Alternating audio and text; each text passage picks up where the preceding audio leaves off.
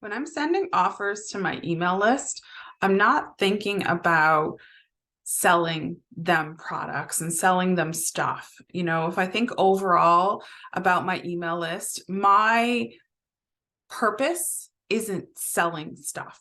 My purpose isn't get more sales, find more products to sell, get them to buy, get them to click, all of this. It's just not the approach. And to me, that matters. And I think it matters to my community. What the approach is for me to help them. So when I am approaching my business, when I'm approaching my sales, and I'm absolutely selling, so don't get me wrong there, I'm definitely making offers and I want people to click and I want people to buy. But when I'm thinking about what I'm offering, when I'm putting that out into my community, the goal is to help them. And I see out there now, and I've seen it before, but it just seems like I'm seeing it more lately. There are a lot of people just buying products. You're buying training. And I think there's two kinds of habits that have been forming: the habit to try to build your business and to just get more stuff. And like there's a lot more ways you can do that in terms of getting a lot of things at once from bundles and giveaways. And I've participated in many of these events. But what I don't want to do is encourage the habit to gather those offers, to gather those products. If you have participated in a few events and you have hundreds of products, you now have a burden rather than a help. Because I always recommend to people, if they're participating in those in a bundle event or a giveaway event, as a participant, as someone who is gathering those products, I always say that, pick a few, pick two or three, like seriously, two or three, because you will get way more value out of taking, something and focusing on it, applying it and getting results. You'll get way more value from that. And the more you get, as far as I'm concerned, the less value you get, because you're going to get conflicting information. You're going to get strategies out the wazoo in terms of, like, you can do Instagram 5 different ways, Facebook 15 different ways. You can do email marketing this way and that way, and focus here, automation, and like you'll just get so much information. And it's like trying to drink from a fire hose. All of that is just going to derail you. And I don't like to say that, really. I'll backtrack on the derail thing, because maybe you can manage that. Maybe you can pick out the golden nuggets and dig through, and you love to do that. Great. But I see a lot of people having a lot of resources, but not building that income. Looking at your business, considering it a business, do you have consistent growth happening right now? If you don't, I don't think loading up on more products is going to be your solution. So when I'm looking to serve my community, I really want them to buy only what they need. I am not wanting them to just buy my product because I put it up for sale. I want them to buy products of mine or anybody's products that they are going to look at and decide how they will use that to earn that money back. They paid for it.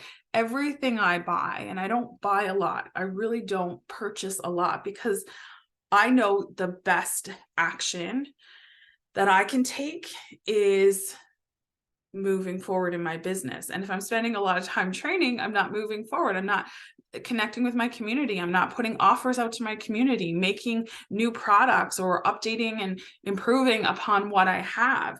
Those are the things that build my business. So if I'm taking the time to learn, I better have a really good reason to do that.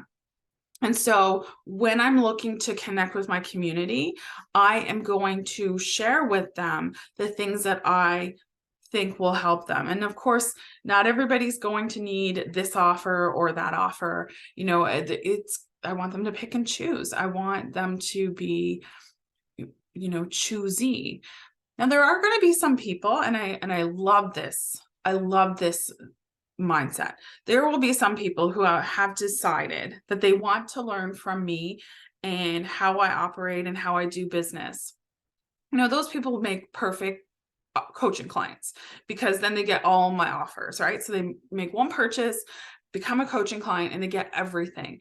And I love this way of thinking, because I really feel like if I'm going to learn, I want to pick one person to learn from, because everybody thinks differently. Business can be run in so many different ways. So I like to focus on their perspective and learn from them. And I would do this as well, like hire someone if they had a package where I could just access all of their information. It's also why I like memberships, because I more like to try to understand that person and how they think and why they operate their business the way they do. And, that kind of goes in depth into learning from them. I really like to pick a mentor. And, if there's someone I'm going to want to emulate or find out more about, then I really am kind of paying attention to everything they're doing and trying to see what I can learn from them. And I focus on one person at a time. And I usually like to, focus on, for a year. It's good to, in a single year, to pick one mentor and just focus on what they have to offer. And then some people you might want to learn from for years and years and years. It just depends on, what's needed and what you can gain from buying their products and being part of their community. So, I've made a decision that I wanted to finally learn SEO, and I came across a lady, and I've wanted to kind of re-establish myself in learning SEO, because I've never really gotten website traffic. And I came across a lady. I'm just following everything she's posting. If she's sending an email, I'm reading it. If she's got a new training, I'll probably going to be seriously considering it. And I've already bought 2 trainings of hers. So doing that, like, she's got my focus. I don't want to muddy that or distract myself or lose my focus in the goal to progress along SEO. So far I've taken her course. I've started some blog posts. I've done some keyword research. So I've moved along in that progress, but the progress is only, starting. The results are not there yet. And so I need time. Right. And so that's where I've put that focus in. So when I'm sending out these emails to my list, to my community, my goal is not for them to be constant buyers. So what does that mean for my income? When we look at the 1,000 fans, there's, I forget who wrote this, but it's on the internet. You can find it. If you have 1,000 customers who pay you $1,000 in a year, that's $1 million a year. But let's say you want to make 6 figures, 1,000 people who pay you $100, that's 100,000 in a year. And so there's always new people looking to learn what I'm teaching. I'm teaching online marketing, email marketing. And so I don't find it to be a challenge to have 1,000 people who would pay me $100 a year, while also not supporting, shopping addiction or learning addiction. So I really would like everyone on my list to not be out searching in desperation for the solution. I would like to help them with that problem of building a sustainable business and creating lifestyle freedom, putting life first, then business. So that is what I'm thinking of. That is what I'm aiming for. That is what my emails are about. They're not about sell the product. I absolutely expect, want, and feel that I qualify to be rewarded for my efforts, for my work. I'm very dedicated to this. And the income comes because I make the offers, and those offers match what people need. And so that is where my focus is. Just wanted to share that with you today. I hope it helps you as you look to serve your community, feel really good about it, and also make a great income online. Talk again soon.